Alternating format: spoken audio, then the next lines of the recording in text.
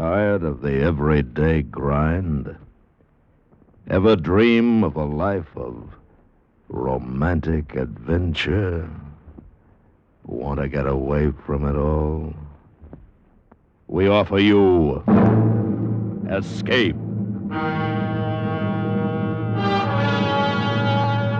Escape, transcribed to free you from the four walls of today for a half hour of high adventure.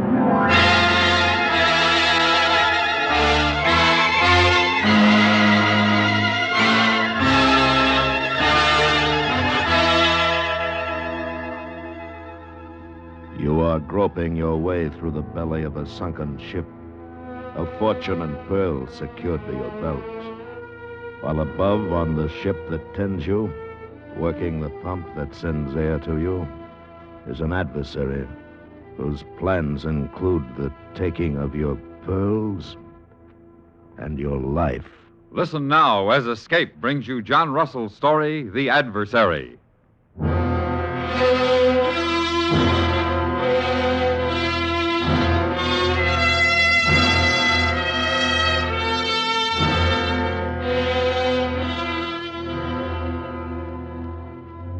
It was at dusk and on an ebb tide that the purling schooner Fancy Free came smartly up into the wind and dropped anchor in the harbor of Thursday Island. And it was after dark when her master came ashore and paid off his Kanaka crew.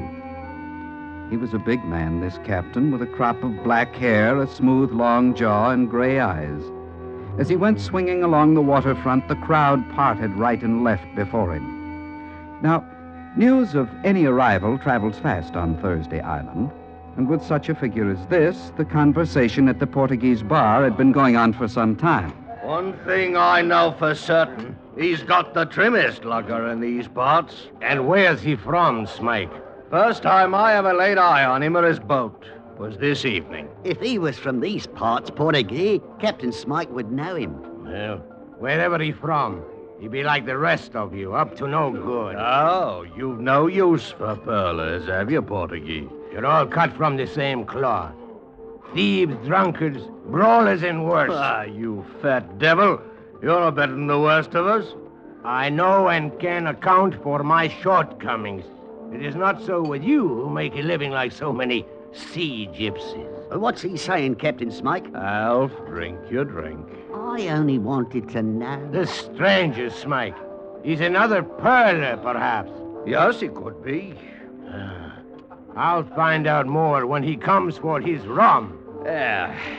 Pour me a drink, Portuguese. And one for little Alfie. Well, a toast to Thursday Island. Thursday Island. Where the only honest man to grace its shores came by land.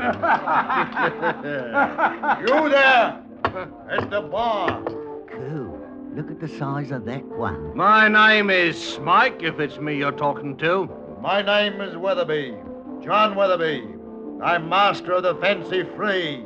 That's the lugger in the harbor, ain't it? And so, Captain Weatherby? I've come to spend some time with you. Captain Weatherby, what is your pleasure? But first I'll have my say. That's your right. A moment back you drank a toast to which I take exception. That's so. You said the only honest man on Thursday Island came by land. I did. Now then, I don't mind what you call yourselves to yourselves. As long as I'm in your midst, anyone that says I'm not honest and can't prove it, I'll knock the 7 bells out of him. Since you're a stranger here, Weatherby, I'll tell you something. I'm senior captain on Thursday Island, and I say what I wish when I wish.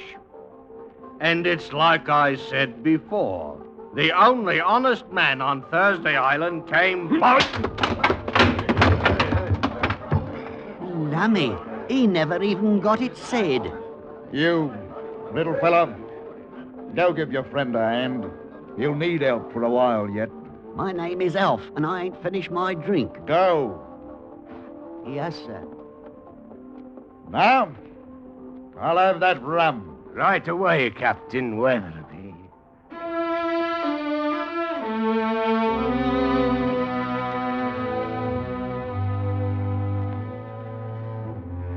Now, on Thursday Island, there was no prying into a neighbor's affairs unless one was prepared to push the inquiry with a knife. And so it was that nobody questioned where Weatherby came from, or his pearling license, or the motley crew he picked to replace the skilled Kanaka boys he'd let go. His new cook was Chinese, his head diver a Manila man, and his mate a giant North African who went by the name of Buttermilk.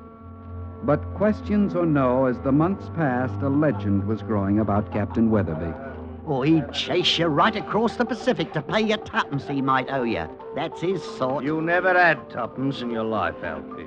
5 nights ago, he was in here, and he drank 5 hard cases under the table. And when they left, he squared the whole bill himself. Honest Witherby, they call him. Honest Weatherby, he's up to something. They say nothing but good about him. You're right as rain, Portuguese. Last month he stayed in quarantine voluntary-like, just because of that island steamer and the cholera scare. Then paid his crew their monthly wages anyway. His crew. A good master wouldn't allow one of them to set foot on deck. Well, they ain't been exactly trained by the Queen's Navy. What I want to know is this. Why's he got the fastest lugger in these parts manned by that collection of trash? You still hold that blow against Weatherby, Smike. But he's all right. Harbour authorities, pilots, and other masters, and the whole lot. They all like I him. don't. Listen, that will be the Brisbane steamer. It's trying to get her bloody passengers back aboard. She sails at midnight. Australia. I wish I was going. I'd like to see Australia again. Yeah, she'd probably like to see you, too. Oh, now, Captain. Like as not, it's her pilot the Fernshaw's blowing for. Pilot? Ever since she put in here, Weatherby and that ship's pilot been trying to drink the island dry. I wonder where he is now. Down at the docks, like as not. Pouring his pilot friend aboard the steamer. Another rum, Portuguese. And another for little Alfie.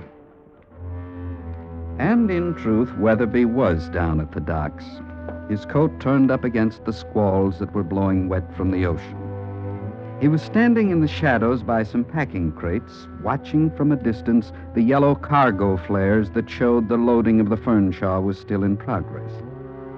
Then, just as Captain Weatherby was turning away, another figure slipped from the shadow and moved to confront him. Captain Weatherby? Yes? I'll take halvers, if you please, Captain Weatherby. What? I said halvers. Now, don't move, Captain. I've got you well covered, and I'm not afraid to shoot. Deacon! After all these years, the Deacon. Bless me if I didn't think I'd done you in. I should have died, but I didn't. No thanks to you. And what are you doing on Thursday Island? I dropped in from Samurai, meaning to catch the Brisbane steamer. Huh? I've been doing some diving up the way, but I'm only a fair diver, and my luck's been poor until tonight. Until tonight? And why the change, little beetle? Because I chanced to see you, my old friend, and I was strolling along the front, and I made inquiries, and I heard what they call you in these parts. Honest Weatherby. Why, you wasp. You have it in mind to blow on me? To tell what I know of you and have you go to jail, not a chance. That would do me no good. What then? I just want half of your new speculation. Your latest deviltry. What makes you think I've got a plan, Deacon? Oh, do you think I couldn't smell it out? I know your methods too well. Fine public character, no suspicion, alibi all complete. Yes, and I also know you sneaked your crew out of town tonight. Your lugger's ready to slip cable this minute. And most important, I happen to know what the Fernshaw's carrying aboard of this trip.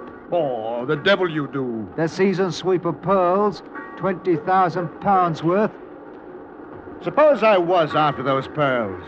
How would I get them? That's for you to do, and me to profit by. Oh, so you'll let me do the dirty, and then take ours, That's eh? right, Captain Honest Weatherby. Blast me if it isn't hard to know whether you're with me or against me, Deacon. Thus saith the Lord, an adversary there shall be, and he shall bring down thy strength from thee. All right. All right then, Deacon, I'll put up with your blackmail and piracy. And I'll take you on as an adversary. And you'll be part of the enterprise. Good. And now, Weatherby, tell me this. How are you to get the pearls that are aboard the steamer there? Eh? I shall have to dive for them, Deacon. Dive for them? And like it or not, since you've declared yourself in, you'll be a party to it. You mean you're going to sink her? That's exactly what I mean, Deacon. Within 2 hours of sailing, the Fernshaw will be resting on the bottom of the passage.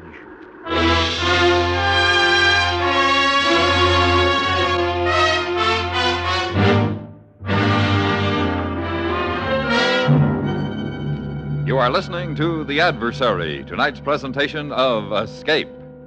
It's back again. It's Saturday daytimes on CBS Radio. It's Romance. Romance every Saturday on most of these same stations, bringing you the world's great love stories. Some new, some old, all fascinating adventures in listening.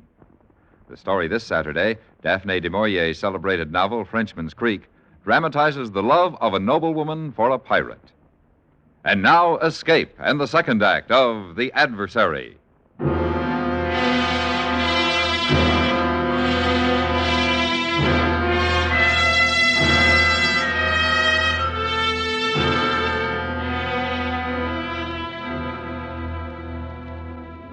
Within half an hour, the little lugger Fancy Free was standing out to sea. Her master, Captain Weatherby, and a small and shivering passenger sheltered in the lee of the deckhouse. The deacon had wanted in on the profit, but he had hardly counted on mass murder as a means to it. One man's death he might have countenanced, but to murder a steamer was something else. Weatherby, you can't do it. You can't drown a whole ship's company. Did you ever hear the Volga, the Kate, or the Mecca? Well, they all fell a trifle off the track. Their bottoms were ripped out on Tribulation Shoal. Now, the same thing might happen to the Fernshaw. But how? There's a light on Tribulation Shoal. So there is. It's a fourth-order fixed dioptric, unattended. Now, suppose that light were moved. But like you say, it's fixed. And besides, the keeper lives only a mile away on Horn Island. You couldn't move it. Suppose a man were to land on the lee of Tribulation Shoal and with a canvas blanket the light to westward. Now, if that same man were to take a discarded lightship lantern that he might have aboard his lugger, and after anchoring some half-mile away show this light at his masthead, what then? What? You're mad, Weatherby. You begin to see the possibility for error? You really are going to wreck her. Well, I am, Deacon. You wouldn't. You daren't. Captain, What is it? big sub head. Can hear. How far? Close, very close. Deacon, get below. We're at Tribulation Shoal, and there's man's work to be done yet tonight. Weatherby. Get below. Buttermilk! Captain, How close now to the south? 200-300 yards.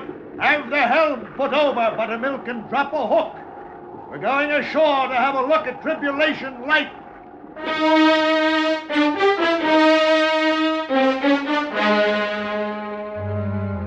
Now, it is a fact that no one knows or is ever likely to know the actual explanation for the wreck of the Brisbane steamer, which left Thursday Island and came to grief some 2 hours later on Tribulation Shoals.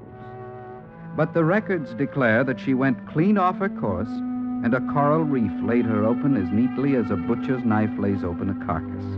She sank within 5 minutes.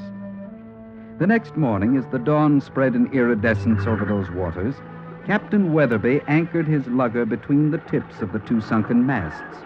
All right, Buttermilk. Get my equipment ready. I get diving suit. Well, Deacon, you'll note for yourself there's not a trace of evidence. We've not been spied. The lantern we used is sunk, the canvas destroyed, and Tribulation Light as it was before. You're evil, Weatherby. Pure evil. Deacon, is there so much difference between a lot and a little? Come now, Deacon, cheer up. Here we are, and there are the pearls.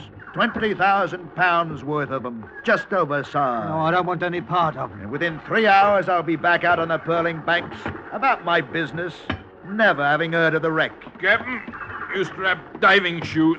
Next week, or any time I choose, I'll be walking the streets of Thursday near the news. And who will be as surprised as Captain Weatherby, that hard-working man. Honest Weatherby, with a fortune in his belt to dispose at leisure. All ready now. Put helmet, Captain. Yes, Deacon. I've not a problem in the world. Except you.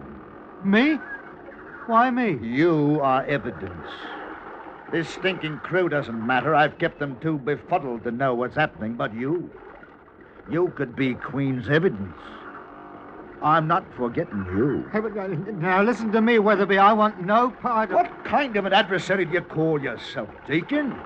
I'd hope for some sport from you. Now, come below, Deacon. Now is the time to change your luck. Come below once and for all. No, I won't go down with you, not down there. Well, you're a diver, aren't you, Deacon? I can't, not in that ship, I can't. Oh, blasted, Deacon. I thought at least you'd be amusing. Eh, very well. When I come back, I'll knock your silly head in. Captain, you want helmet? One thing, Buttermilk. Yes, Captain. You see that fellow, White Man? Maybe he wants to go below. Good. You give him other suit. Yes, Captain. Maybe he touch pump or raise fuss. You knock 7 bells out of him. Otherwise, no order. You savvy? I savvy, Captain. Good. Now help me with the helmet. Yes. Put on now.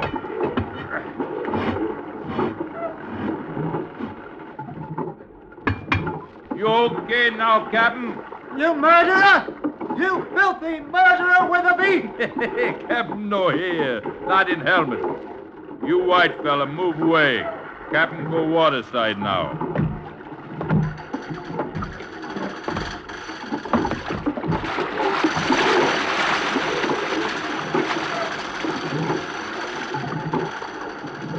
You fella pump plenty good. Captain need much air.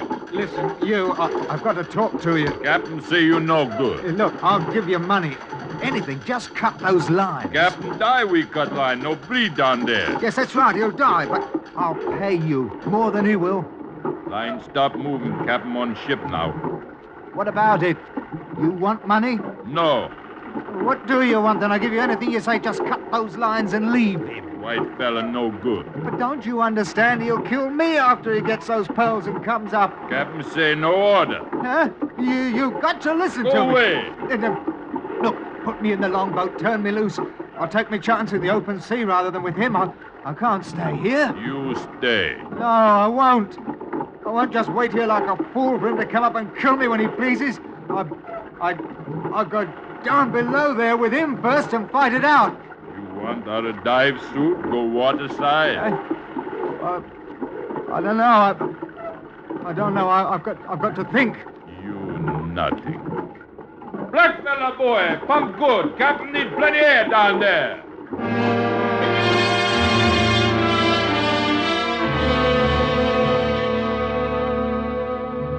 And down below, everything went exceeding fine for Captain Weatherby.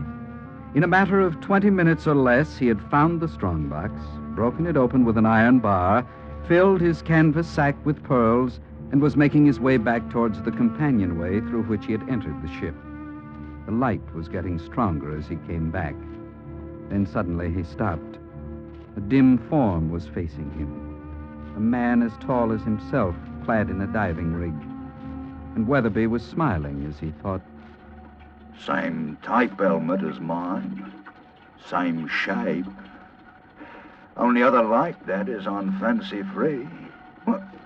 By all that's holy. Oh, it's the Deacon. So you come down, Deacon, after all. So you're going to dispute the prize with me, eh? Claim your vengeance. All right. I was going to kill you one way or the other. One crack on your helmet with this bar, Deacon, and your eardrums are gone.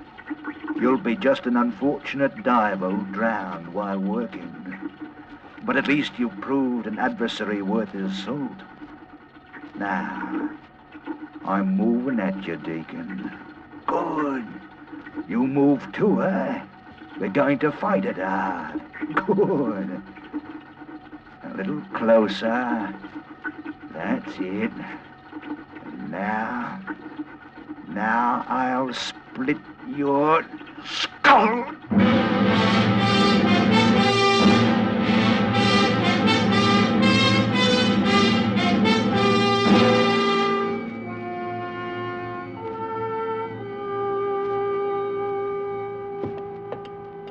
set out another bottle of rum, Portuguese. I'm cold clean through to the marrow. 5 days out there at the wreck, and no thanks from anybody. Not even from the man you brought back? Him? He's crazy as a tick. Calls himself a deacon, a man of the cloth. Look at him over there, sitting alone at the table, talking to himself. Scripture, But it what is. of Captain Weatherby?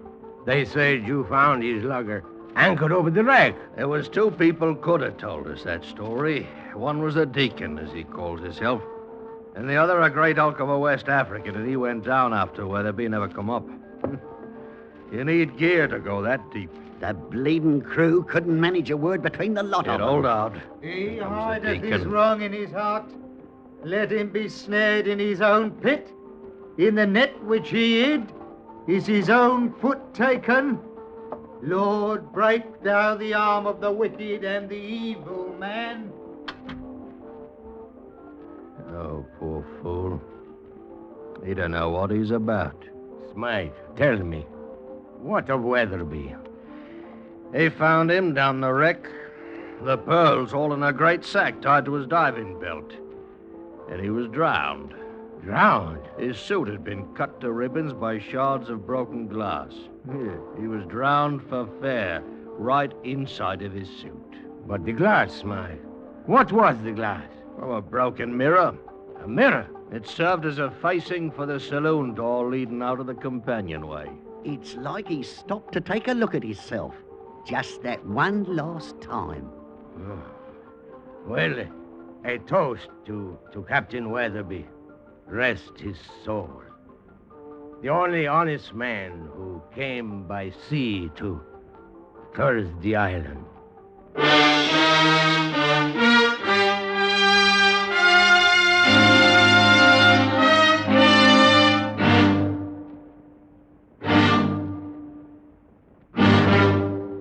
Under the direction of Norman MacDonald, Escape has brought you The Adversary by John Russell, specially transcribed for radio by Mr. MacDonald. Featured in the cast were Lawrence Dobkin, John Daner, and Ben Wright, with Alec Harford, Charlie Lung, and Barney Phillips. The narrator was Vic Perrin. Your announcer, George Walsh.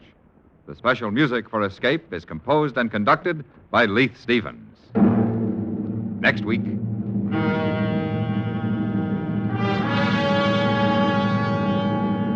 You are running through the alleys of a Mediterranean village, the blackness of the Italian night confusing you, while somewhere in the dark behind you, coming closer as they search for you, are a man and a beautiful woman who mean to take your life. So listen next week when Escape brings you Kathleen Height's story, An Ordinary Man.